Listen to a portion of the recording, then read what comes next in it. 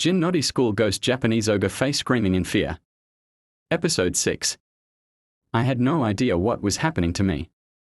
I was lost in these thoughts when I suddenly heard a noise from the kitchen again. It sounded like someone had angrily shoved the chairs. We had placed 2 or 3 chairs in the kitchen to sit on. But at night, we used to stack them together in one corner. Hearing the loud sound of the chairs being pushed, I nervously went to the kitchen. What I saw sent a cold shiver down my spine. The 3 chairs were lying on the floor. My heart pounded as I quickly turned around, only to feel as if someone was standing outside the room where my friends were sleeping. Due to the darkness, I couldn't see clearly. I thought it was one of my friends standing there, so I started walking toward him. But before I could reach, he entered the room. I followed him inside and turned on the light, only to see that all my friends were fast asleep, completely unaware of what was happening. The only sound in the room was from the ceiling fan. But then, who was it that I saw entering just moments ago?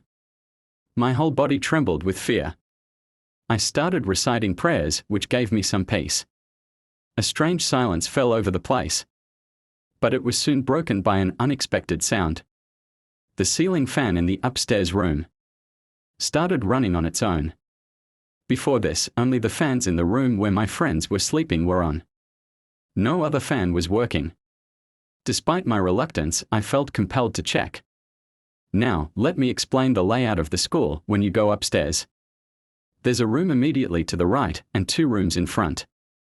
If you enter the right side room, there are 2 doors inside, one straight ahead and the other on the left.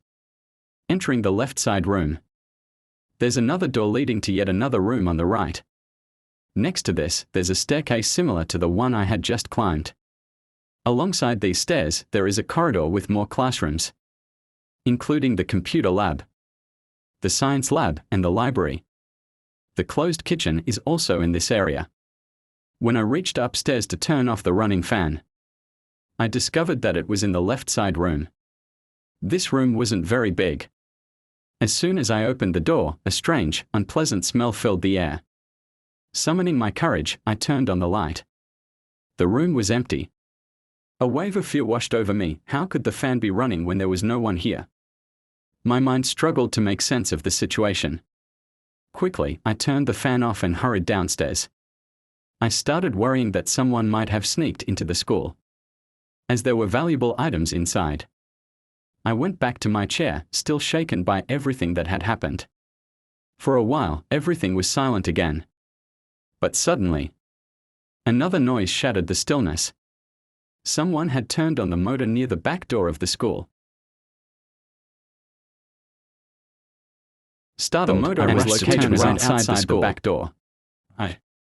To be continued.